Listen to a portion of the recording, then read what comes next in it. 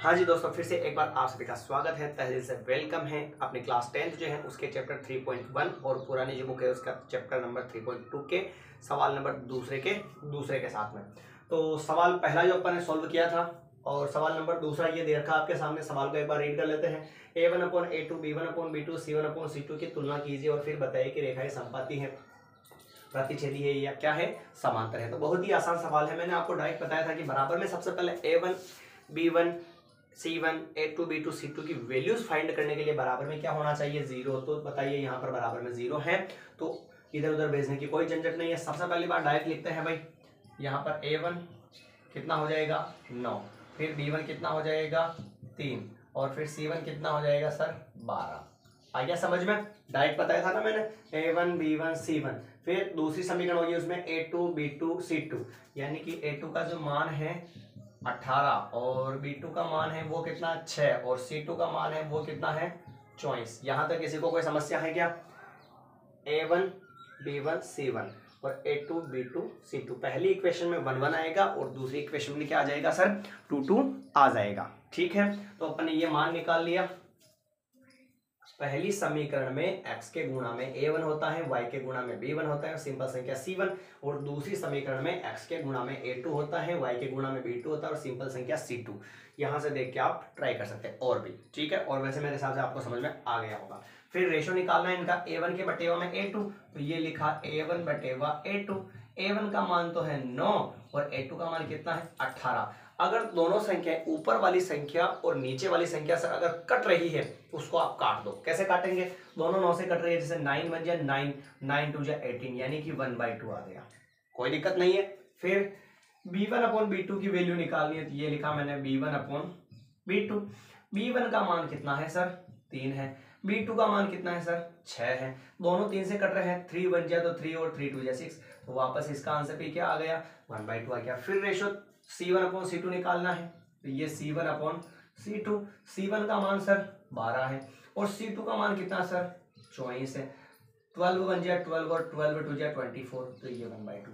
Cut रहा है तो आपको काटना है और नहीं कट रहा है तो कोई झंझट वाली बात है ही नहीं। यहाँ पर ये वैल्यूज अपन ने निकाल ली। अब आगे सोल्व करते हैं, यहाँ तक कोई दिक्कत नहीं होनी चाहिए भाई।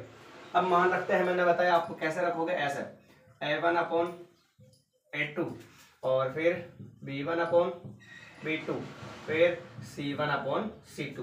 मुझे ये बताओ कि a1/a2 और b1/b2 की वैल्यू बराबर है या नहीं? सर बराबर है, तो कोई बात नहीं, बराबर रहने दो, बराबर को काटना ही नहीं है। फिर b1/b2 और c1/c2, b1/b2 1/2 और c1/c2 भी 1/2, दोनों की वैल्यू बराबर है, तो इसको भी काटना जरूरी है क्या? नहीं है। सारी वैल्यूज बराबर हैं तो सारे की क्या लगा रहेगा, बराबर लगा रहेगा, नॉट इक्वल, यानी कि बराबर को काटना नहीं है। क्लियर? फिर अगर ये कंडीशन मैंने आपको बताई थी सर बेसिक के अंदर की, अगर दोनों ही इक्वल होए, दोनों ही क्या रेशो, तीनों ही रेशो में इक्वल का निशान आ जावे या साइन आ जावे, तो आपको क्या करना है, लिखना है अतः रेखाएं क्या होगी, समपाती रेखाएं होगी। क्या होगी सर? समपाती रेखाएं होगी। आपको यहां तक आ गया समझ में? कोई दिक्कत है क्या इसके अंदर? वैल्यूज निकाल ली, रख दिया, और कंडीशंस तो भाई आपको याद रखनी पड़ेगी। ध्यान रखना, दोनों ही नॉट इक्वल होवे तो क्या होगा, प्रतिच्छेदी रेखाएं होगी, और दोनों ही इक्वल होवे तो समपाती रेखाएं होगी, और दोनों में से कोई एक बराबर होवे एक बराबर नहीं होवे तो उस कंडीशंस में क्या हो जाएगा, रेखाएं क्या हो जाएगी, समांतर हो जाएगी। जैसे कि इस अगले सवाल को भी अपन यहाँ पर ही खत्म कर लेते हैं। ये था इसका पहला और दूसरा सवाल। पहला अपन ने पिछली क्लास में कंप्लीट कर लिया और दूसरा भी कंप्लीट कर लिया। इसका जो तीसरा सवाल है इसको भी अपन अच्छे से यहीं पर खत्म कर देते हैं। सवाल को एक बार पढ़ लीजिएगा आप वापस।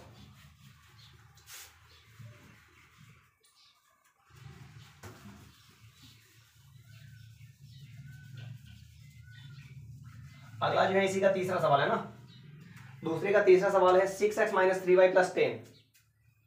तीसरा सवाल है 6x - 3y और +10 और इक्वल में 0। और दूसरी इक्वेशन दे दी किसी की 2x - y + 9, 2x - y और प्लस का क्या है 9 और इक्वल में 0 दे रखा है। ठीक है सर, तो ये इक्वेशन अपन ने यहाँ पर लिख दी। अब आपको जो क्या करना है, पहली समीकरण में x के गुणा में a1 और y के गुणा में b1, तो x के गुणा में तो है सर 6, तो यानी कि a1 का मान कितना हो गया 6 और b1 का मान कितना हो गया सर 3, और सर मैंने कहा था माइनस हो गया तो माइनस को भी साथ में ले लो।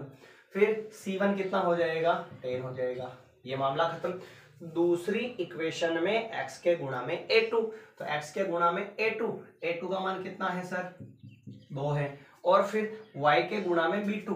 मुझे ये बताओ y के गुणा में कुछ दिख रहा है क्या, y के गुणा में कुछ दिख रहा नहीं दिख रहा है, तो यहां पर क्या समझ लो 1 समझ लो, यानी कि b2 जो है उसका मान है 1, और माइनस भी साथ में लोगे तो माइनस का 1 हो जाएगा।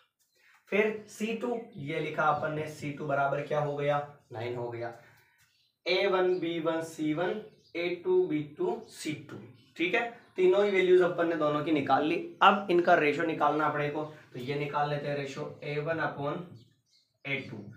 a1 का मान तो है 6 और a2 का मान है 2, भाग लगाया कितना आ गया सर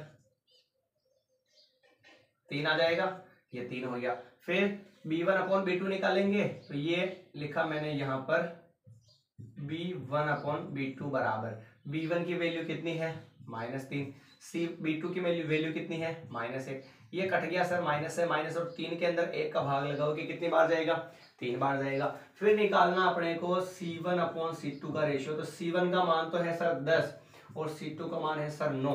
क्या ये दोनों किसी संख्या से कट रही है, नहीं कट रही है सर, नहीं कट रही है तो अपने काटना कोई जरूरी नहीं है, ठेका नहीं लेगा, इसको यहीं पर छोड़ दो। फिर इधर लिखो a1 upon a2 equal b1 upon b2 equal c1 upon c2, ऐसा जमा दो इसको।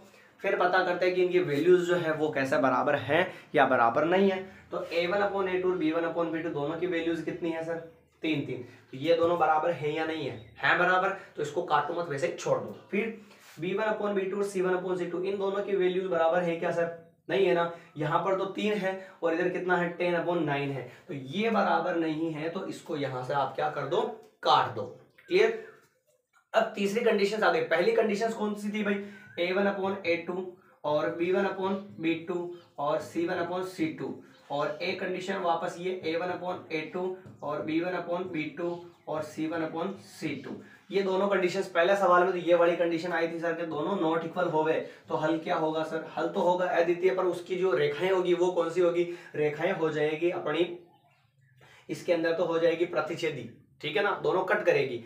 और दूसरे के अंदर अगर दोनों ही इक्वल में आती हैं तो क्या होगा, रेखाएं हो जाएगी समपाती। और तीसरी कंडीशंस में सर अभी बताया लास्ट में कि एक इक्वल आ जावे, एक क्या आ जावे नॉट इक्वल आ जावे, तो रेखाएं हो जाएगी अपनी, अतः रेखाएं क्या हो जाएगी समांतर, अतः रेखाएं क्या हो जाएगी समांतर होगी। और अगर समांतर का मतलब गणित में ऐसा बनाते हैं अपन, यानी कि दो ऐसी रेखाएं जो अनंत दूरी तक बढ़ाने पर भी कभी नहीं मिले और एक भी पॉइंट पर कट नहीं करेगी, तो सर इसका जो हल है वो क्या होगा, हल भी नहीं होगा, जो अपने अगले सवाल के अंदर आएगा। तो ये था अपना सवाल नंबर दूसरे का तीसरा, और मिलते हैं अगली क्लास के अंदर जो अपन सवाल नंबर 3 को सॉल्व करना सीखेंगे। धन्यवाद।